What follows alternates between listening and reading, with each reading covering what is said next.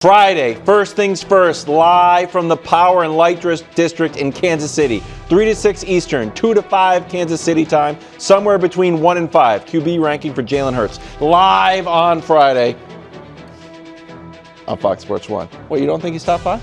Just so Jalen Hurts? We haven't been Fox Sports 1 in 8 years. I mean, what does the FS stand for? It's just FS1 Sports. I'm just telling you, it's just FS1. Greg Jennings is here. He won a Super Bowl. Micah Parsons played less than half the snaps, but the Packers were at full speed against a Lions team that honestly looked overmatched. Shout out to J-Lo there. I missed that. Goff yesterday before the final drive. J-Lo? No, he said J-Lo. Oh, I thought he said J-Lo. That would have been great. 160 passing yards, no touchdowns, passer rating at 75. What is the bigger story for you, Brew? The Packers win or the Lions loss? I think the Lions loss is big in that they looked completely different from they have the last 2 seasons, and they look like they missed Ben Johnson. But that said, it's got to be the Packers win. I mean, the Packers looked phenomenal, I thought, on both sides of the ball. Obviously, Jordan Love, J-Lo threw it well. Matthew Golden didn't have a huge game, but still, the receiving core as a whole looked really good. You still got Josh Jacobs doing his thing. And defensively, they manhandled Detroit. Here's his stats with Micah on the field versus off. He's on the field for 29 plays, off for 36. 3 sacks in the 29 he's off because obviously, as we talked about when the trade was made, when he's out there, you have to pay so much attention to him that it opens things up for Rashawn, Gary, and the others. Gary had a sack and a half.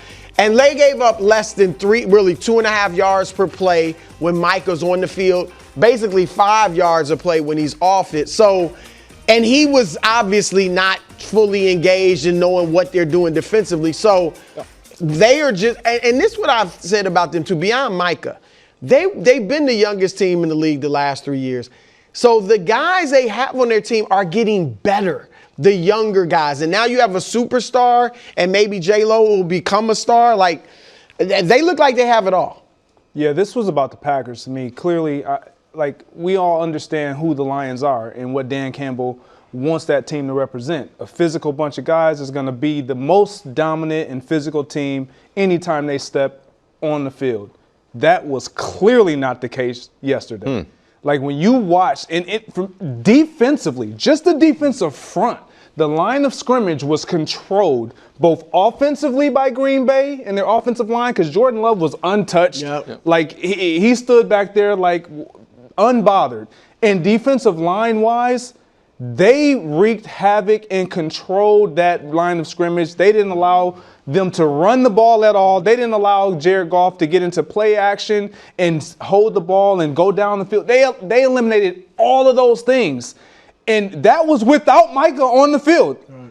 And so when I saw that, and then you add Micah and all the things that you just said, this is a really scary team. Yes. So what Jeff Hafley has done and been able to do, you talked about the youth, but the way he's going to be able to utilize those guys and the depth that he has at a lot of those positions, and we're not even talking about the offense. Right.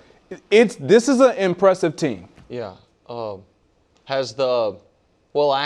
Micah Parsons that good of a football player fever broken yet, or we need another game?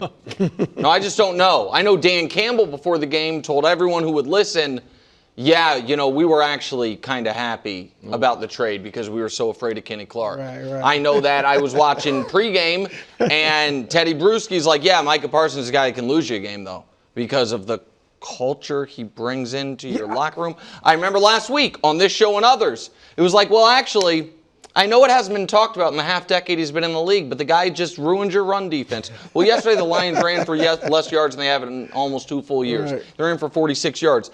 And, again, idiots that don't understand football but just watch all the games like me was like, I don't know.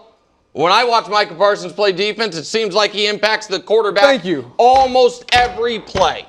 And yesterday, I'll show you 4 plays. 1, he got a stat on. The other 3 he caused. First play as a Packer. Yes. He collapses the pocket, Goff panics, and -2 yards. Okay, that's pretty good.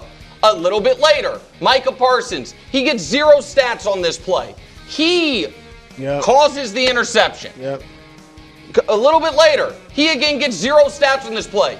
And that's Penei Sewell that he is collapsing in. And then at the end of the game, it's like, okay, I guess it's time for me to get 1 stat as I pretend to be a cheetah going after a wounded gazelle.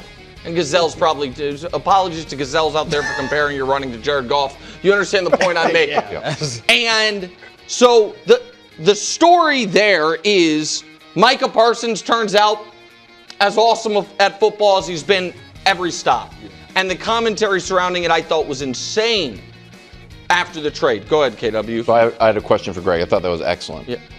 The interesting thing talking to you and Coach is that you guys see kind of like both like high level football, not that you don't, we do too, high level like X's and O's stuff, and at the same time just like, this is going to sound weird, but like basic stuff. Like a lot of times you talk about like identity and like what I would call vibe.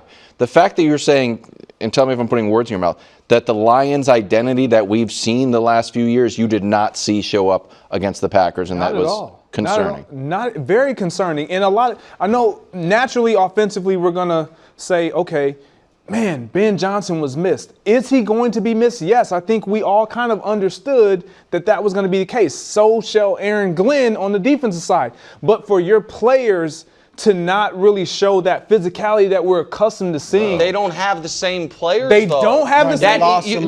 They lost that. They lost the interior offensive line. It's huge, and I understand that. But they've been so good at retooling and having guys step up and just continuing to sustain that. It was. You didn't see it at one point in the game. And if you don't protect Goff, you don't get Goff. Absolutely. And KW, we said 5 great teams last year that everyone had in the playoffs. Eagles, Lions, Bills, Ravens, Chiefs. Mm-hmm. I don't think any of those 5 feel A+ about their games this weekend. No. You know what I mean? Like but I think the Lions feel the worst. Chiefs might be second worst feeling right now, but I think the Lions of those 5 teams right now feel like, ooh. And the Packers probably feel the best. They probably had the most impressive win of the week. Lions defense, 0 sacks, 0 takeaways, drops with some INTs, 2 quarterback hits. All right, from the Packers' current quarterback to their old quarterback, Aaron Rodgers. He went back to New York, put on a show. 4 touchdowns, almost 250 yards against his old team that told him they were not interested in his services. Greg, is it time to buy stock in Rodgers and the Pittsburgh Steelers? You know, before the season started, I was out on the Steelers, out on Aaron Rodgers. And as you asked me about this stock, I'm like, what stock? I don't care about any Steelers stock. I am asking today how much is it, just to kind of know what I would be getting myself into. Because if Arthur Smith is going to be able to call that type of a game, and I think he deserves a lot of credit, and Aaron has alluded to the organization and the structure and the organization being attributed to why this team is always successful and always in it. If they can get this type of play 75% of the time, I think none of us will, as concerning as it was yesterday with their run defense and not being able to stop the run and allowing that amount of points, I don't think anybody truly feels like, oh man, they won't be able to turn around defensively. Offensively, I didn't see this. Like getting the ball in the receiver's hands, mixing in a lot of the things that Aaron loves to see and do as far as splits-wise, the inside fades, getting the ball out of his hands. Yes, he took 4 sacks, but you're going to get that because he's not as mobile as he used to be. But Arthur Smith did a great job getting the ball out of his hands, putting the ball in the playmaker's hands, and obviously Aaron being accurate and showing us that he does still have a little bit left, which I believe all of us felt like he can have these types of games. Can he sustain it throughout the course of 17 weeks? That's the question. Yeah, I mean, look, we talked last week, do we expect a throwback game? I did not expect a throwback. And I thought he'd play well and they would win, but he looked great. He looked like kind of the old, other than the mobility or lack thereof, the old Aaron Rodgers, his accuracy.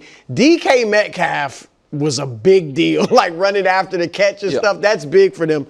But I'm still where I was at going into the season. I think they can win 10 games.